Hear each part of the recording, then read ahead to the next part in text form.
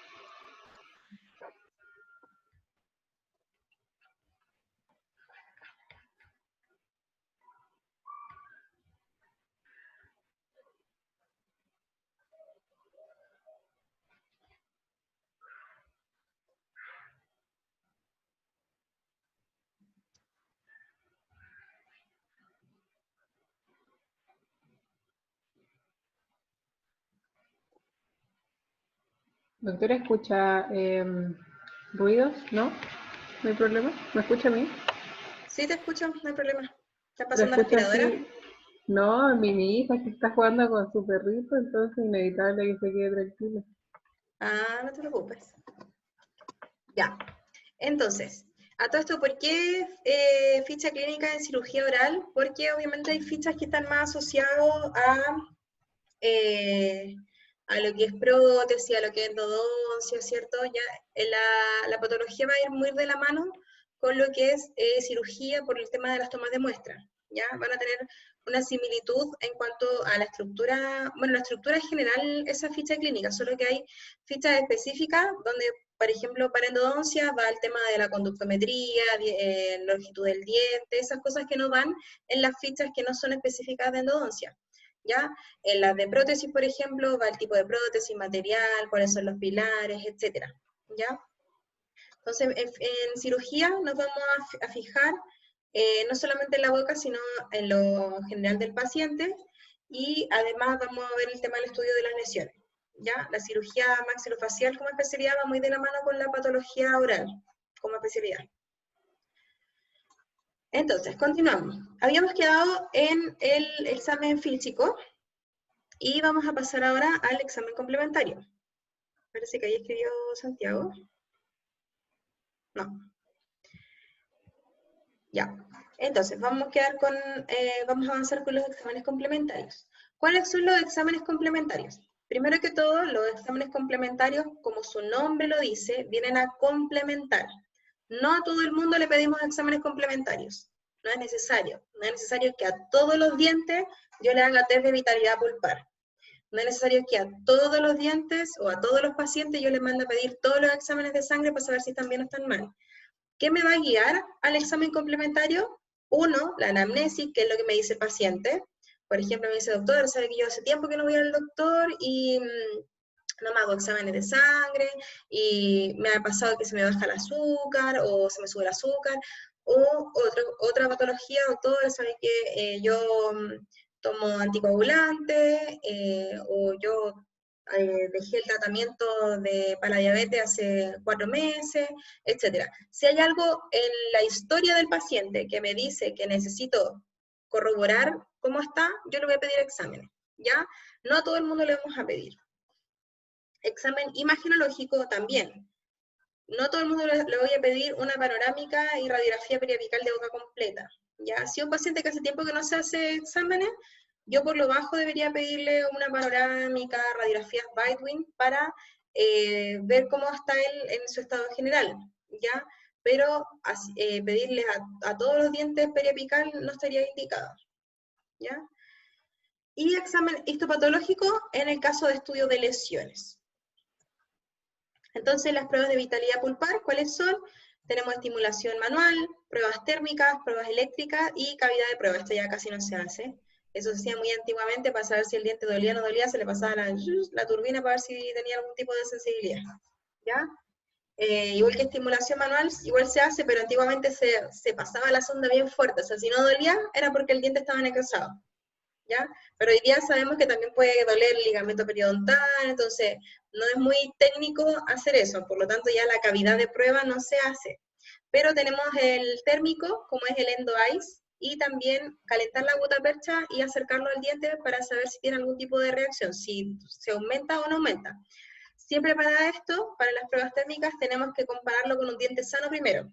Entonces le echamos endo ice, que es un hielo, es como un hielo como un gas de hielo, que se le echa en un algodón, y yo voy a un diente y le digo, a un diente sano primero que todo, voy a un diente sano y le digo, mire, esto se siente, ¿cómo se siente? Sí, siento el ahito, ellos sienten el ahito, pero no es un dolor grande, ni tampoco debería no sentirlo, a no ser que sea un paciente bien añoso, donde su pulpa está más retraída, ¿cierto? Y a veces tienen menos sensibilidad que un adulto joven, ¿ya?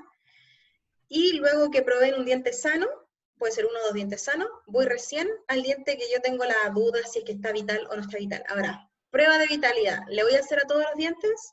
No, si tengo un diente que está en estado radicular, ¿pudiese ese diente estar vital?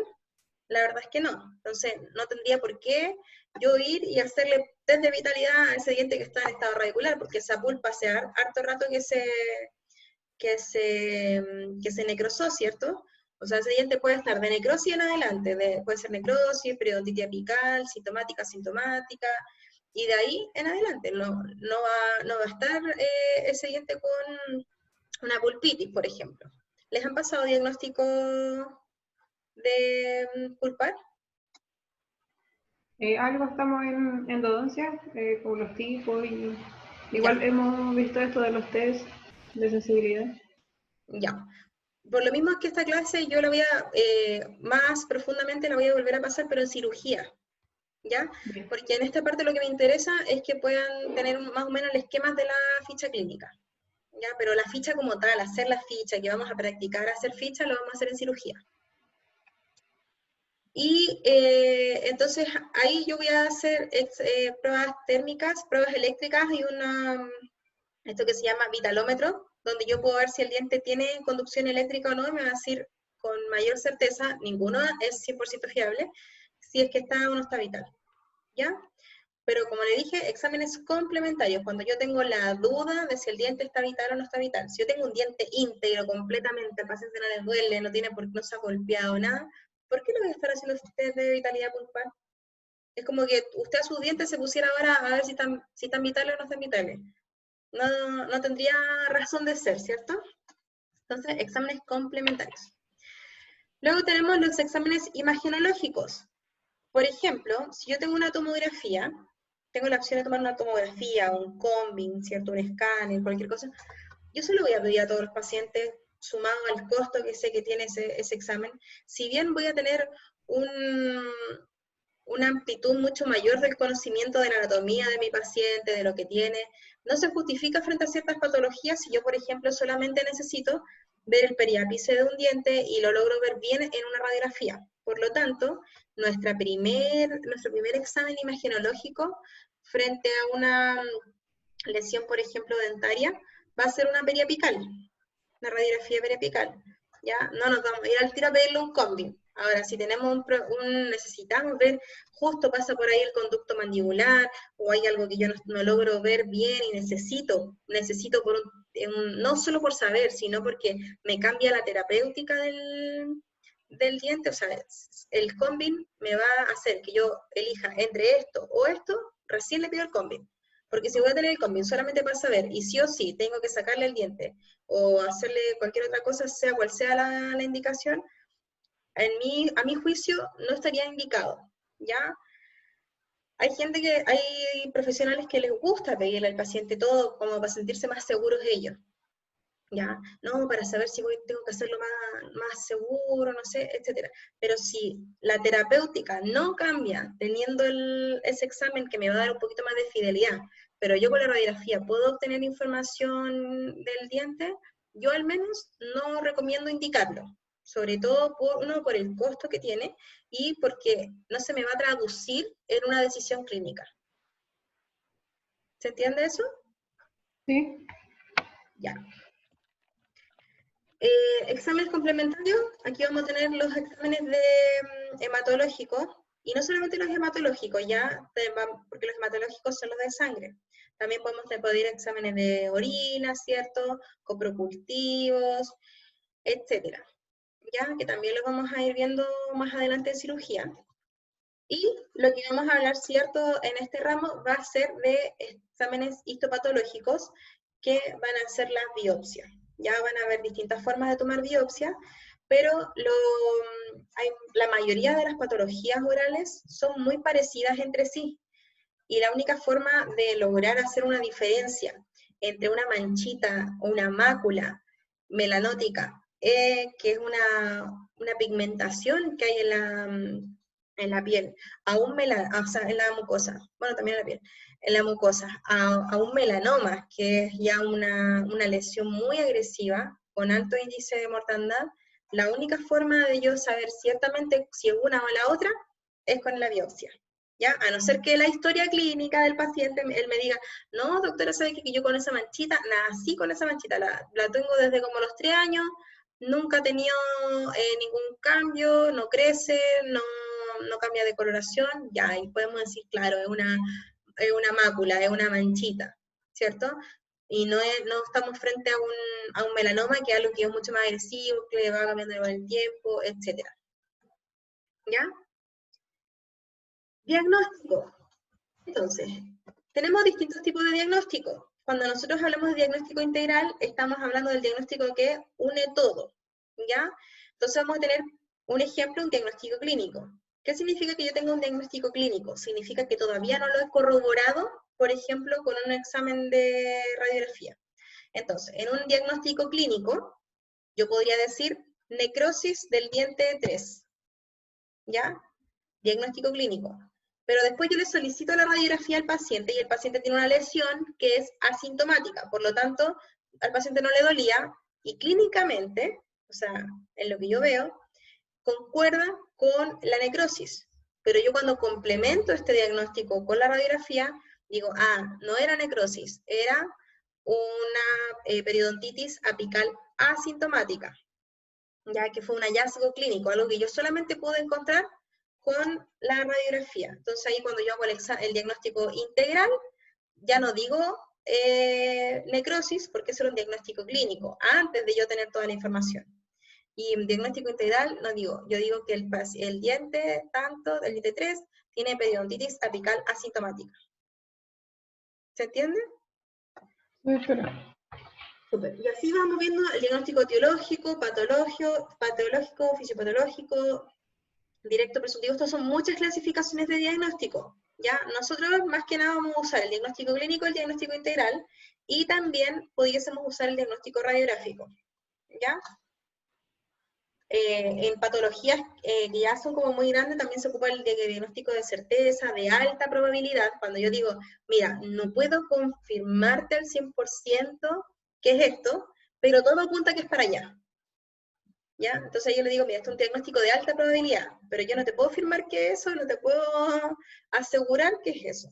Y diagnóstico dudoso cuando realmente decimos, mira, nuestras probabilidades de que sea esto son bajas, pero pudiese ser esto, por lo tanto nos vamos a ir por acá. Por ejemplo, cuando hay infecciones, cuando recién partió el coronavirus, no sabían qué era, entonces su diagnóstico era dudoso, pues no sabían qué era, lo tratamos para virus, lo tratamos para bacterias, lo tratamos para enfermedad sanguínea, lo tratamos para diabetes, ¿para qué lo tratamos si no sabemos qué es? Entonces el diagnóstico dudoso trata de decir, no tengo idea de qué es, pero vamos a hacer algo empírico, nuestro tratamiento vamos a hacer algo que pudiese ser lo mejor que pudiésemos hacer para este paciente. ¿Ya? Pronóstico. Pronóstico va a ser el arte de pronosticar, el arte de predecir, ¿ya? Entonces yo puedo decir si esta patología va a tener un pronóstico favorable o bueno. Por ejemplo, esta lesión de afta se le va a pasar en 10 a 14 días, por lo tanto tiene un pronóstico bueno, favorable, siempre y cuando se mantengan las técnicas de higiene, yo le explico al paciente si va a doler tanto, no va a doler, cuánto tiempo va a durar, y le voy a decir su pronóstico favorable o un pronóstico bueno. Pronóstico moderado intermedio, cuando va a tener puede que tenga algún tipo de secuela, ¿ya? Mal pronóstico o pronóstico grave, dependiendo de a qué nos referimos. Por ejemplo, yo puedo decir que un diente tiene mal pronóstico cuando su tratamiento va a ser exodoncia, ¿ya? Y pronóstico grave, también en la odontología no lo ocupamos mucho, pero sí para hablar de algo sistémico puede ser. Y pronóstico reservado, cuando no podemos decidir si va a avanzar hacia lo sano o va a seguir avanzando hacia ser más agresivo. ¿Ya? Y luego nos vamos a ir al tratamiento. El tratamiento tiene que ir apuntando hacia las distintas áreas donde va a ser tratado. Si somos dentistas generales, lo más probable es que vamos a abarcar todas las áreas dentro de nuestras áreas de trabajo. Por ejemplo, no voy a hacer una endodoncia de un molar, por ejemplo, pero sí voy a hacer una endodoncia de dientes anteriores, ¿cierto? Que son de mi competencia. Hoy en día en Chile no existe ley de especialidad, pero sí tengo que demostrar competencia en lo que hago. Ya estamos hablando en caso de que hubiese algún tipo de demanda o algún problema. ¿Ya? Entonces yo voy a decir al paciente, ya, mira, tu tratamiento, por ejemplo, en cirugía, nosotros vamos a decir diagnóstico, patología periodontal o enfermedad periodontal, pero no le voy a decir si es periodontitis, gingivitis, no le voy a decir, sino que voy a poner enfermedad periodontal como algo general, y su tratamiento va a ser derivación a periodoncia. No es necesario que yo le haga todo el tratamiento de todas las cosas que tiene el paciente. Por ejemplo, en mi ficha yo le pedí examen al paciente y pesquisé que tiene una diabetes no tratada. Entonces yo le pongo en mi diagnóstico, diabetes descompensada, tratamiento, derivar a medicina.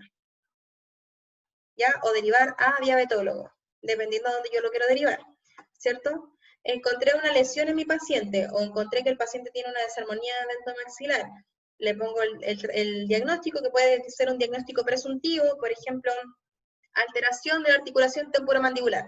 No estoy diciendo nada, estoy diciendo que hay una alteración, estoy diciendo que hay un problema ahí, por lo tanto en mi tratamiento yo pongo derivación al especialista de trastornos temporomandibulares. ¿Se entiende eso? Pero de nuestra área sí tenemos que diagnosticar y hacer un tratamiento. Por ejemplo, diente 3, caries ocluso mesial, tratamiento, restauración, clase 2. ¿Ya? En cirugía tenemos diente 5 con periodontitis apical asintomática o sintomática, tratamiento, exodoncia. ¿Ya? Y luego vamos a la evolución. Una vez que yo ya hice la ficha clínica, no puede volver a agregarle nada más a esa ficha. Terminó ese día, atendí al paciente, le hice la ficha, él se fue. Vuelve a la otra semana y yo le quiero agregar cosas a la ficha, no puedo. Ya por ley, esa ficha ya quedó establecida. Si yo quiero agregarle nueva información que el paciente o no me dijo esa semana, o ahora viene con los exámenes, o el paciente se acordó de otra cosa, yo lo tengo que poner en la evolución. ¿Ya? Entonces en la evolución voy a poner la fecha, voy a poner los nuevos antecedentes, lo que yo le quiera sumar, procedimientos que se realizó, que el paciente, por ejemplo, dice, de la semana pasada hasta ahora, doctora, sabe que me dolió tanto, que me fui a otra consulta, me saqué el diente y ahora vengo con usted para seguir con el otro tratamiento. Ya. Eso lo tiene que escribir usted en la ficha clínica. Las indicaciones que le da el paciente también. Se le indica al paciente no fumar por 7 días, realizar reposo relativo, se le indica al paciente tomar amoxicilina más ácido clavulánico, de tanto por tantos días. Indicaciones, se cita al paciente a control en 7 días más, ¿ya? Y firma del odontólogo responsable.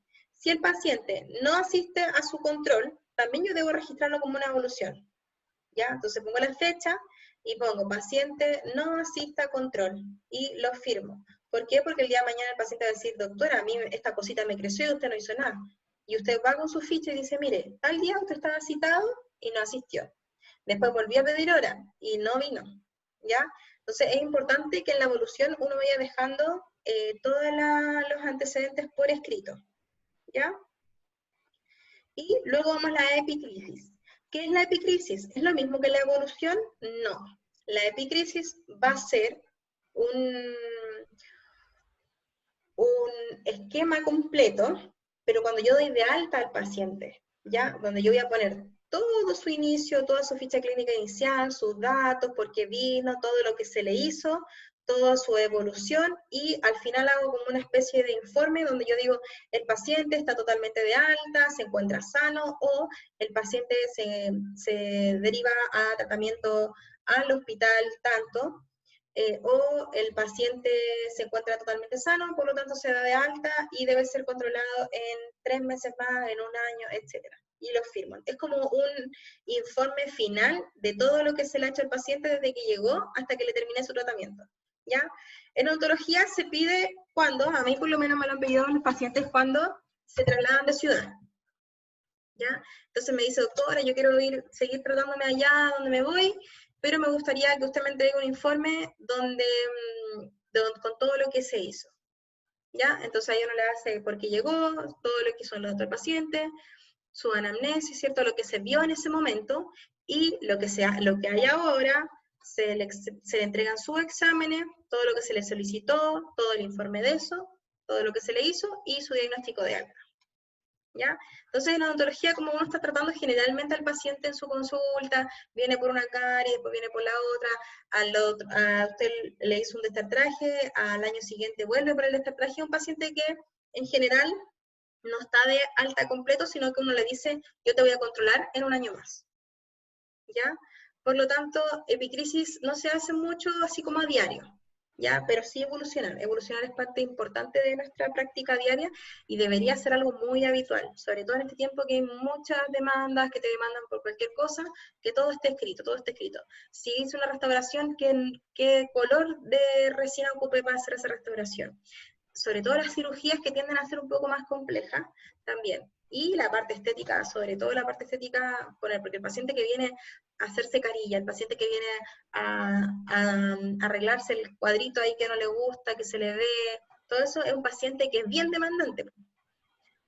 Es un paciente que, no sé, pues a mí me ha tocado varias veces, y no es por obviamente sesgar, sino es un ejemplo, pacientes colombianas que tienen así como, son súper preocupadas de su cuerpo, su pelo muy largo, espada de la cintura, liso, completo, uñas pintadas de tacos, súper preocupadas, y tú puedes estar una hora haciendo un ángulo de una clase 4, porque dice, no, es que esa partecita me queda, está un poco más redonda, no, es que está acá, y uno lo ve como odontólogo y dice, pero está prácticamente perfecto, y son muy, muy, muy preocupados de la estética, ¿ya?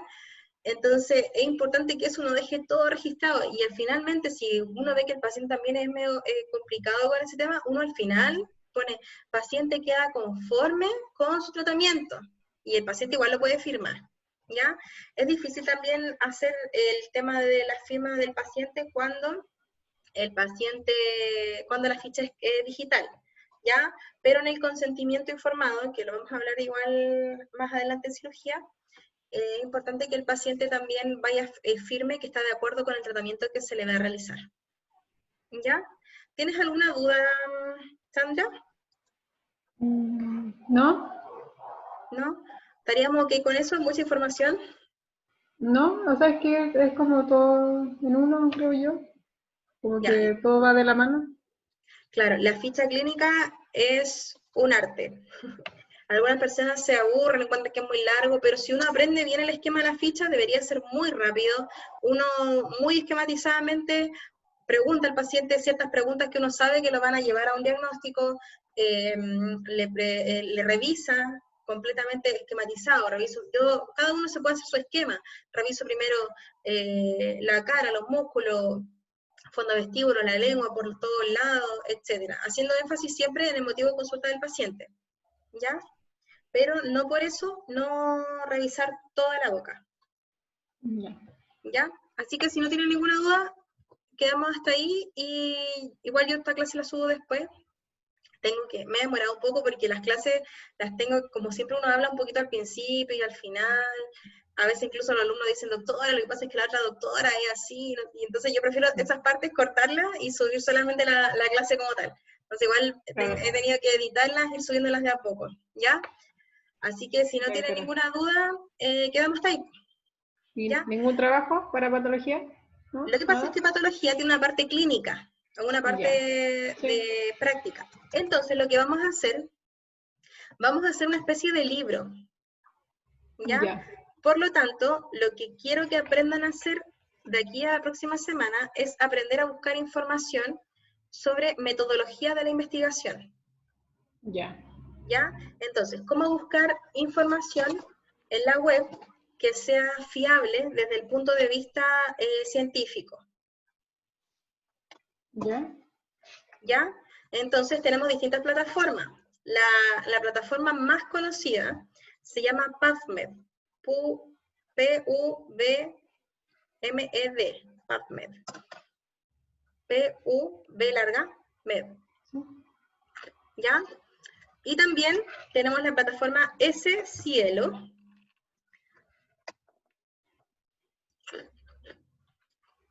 que son,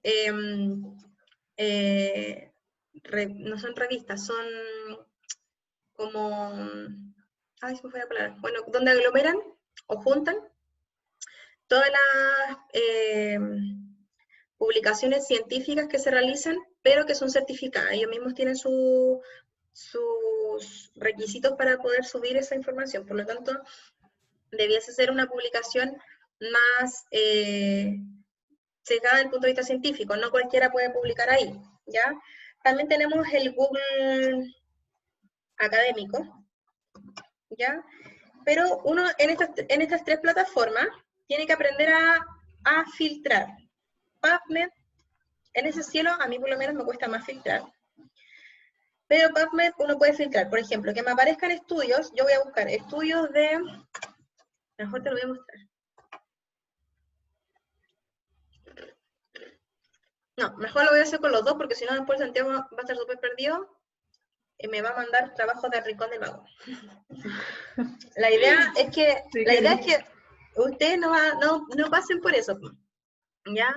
Porque empiezan a mandar trabajos del Rincón del Vago y ya están en tercero de universidad, pues entonces no es la idea, sino que aprendan a buscar información que realmente es científica, ¿ya? Claro.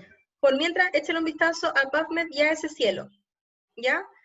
Y busca, por ejemplo, coronavirus, tratamiento de coronavirus, pero que no sean lo que publicó la Cuarta en la cooperativa.cl, no, que sea información científica, un paper, ¿ya? Donde tenga una estructura de estudio, ¿ya? Y por mientras van a estudiar lo que es la metodología de la investigación, ¿ya? ¿Cuáles son las partes de un estudio? Luego voy a tratar de subirles algo a la plataforma para que puedan aprender eso y vamos a hacer una especie de libro, donde de las patologías más frecuentes en cirugía, o sea, en odontología, las patologías más frecuentes. Los chicos del año pasado que hicieron como un librito con usted. Claro, lo que pasa es que este año invirtieron patología 2 con patología 1. Entonces nosotros ahora vamos a estar con todas las patologías que son directamente, entre comillas, odontológicas, están los quistes, los tumores. El año pasado los niños primero vieron todo lo que son las lesiones blandas, las manchitas, todo eso vieron en el primer semestre, y ahí fue cuando hicieron ese librito. Ahora nosotros vamos a hacer la segunda parte, ¿ya? Donde están los quistes, los tumores, las malformaciones, ¿ya? Así que así vamos a tener para comparar las dos partes. Pero más o menos eso que hicieron los niños el año pasado, eso es lo que tenemos que hacer este año. Pero aprender a buscar la información. Yo con los niños el año pasado igual traté de enseñarles, pero algunos igual buscaban información así como no tan científica, y nos pasó en varios seminarios donde tenían cosas literalmente de Wikipedia o de Rincón del Vago. Entonces la idea es que aprendan a buscar información científica. Y ya al final del segundo semestre, ya los chicos aprendieron a hacer un paper, a buscar información, eso. ¿Ya? Lo malo es que ese ramo de metodología lo tienen recién en quinto, si no me equivoco. Entonces, de tercero, cuarto y el inicio de quinto, van a ver harta información importante y tienen que aprender a leerla, ¿ya? ¿Qué significa una metodología? ¿Qué significa, cuál es la diferencia entre un trabajo de investigación y una revisión bibliográfica? ¿Ya? Esa cosa la vamos a ver igual acá para que podamos hacer un trabajo bien hecho y lo vamos a hacer en la parte de taller. Entonces yo les voy a mandar un esquema ahora y ustedes me tienen que mandar todas las semanas, ir subiendo un avance de eso. Yo les voy a mandar, esta semana vamos a trabajar con tales patologías, y esa ustedes la van a tener que ir subiendo al aula virtual. ¿Ya? doctora. Sí, Ya, les voy a mandar todo eso, ya no se preocupen. ya, Y doctora. vamos a trabajar ¿Y con eso. la clase la va a subir, la aula? Sí, el Sí. video y el link. O sea, el video y Ya, el PPT.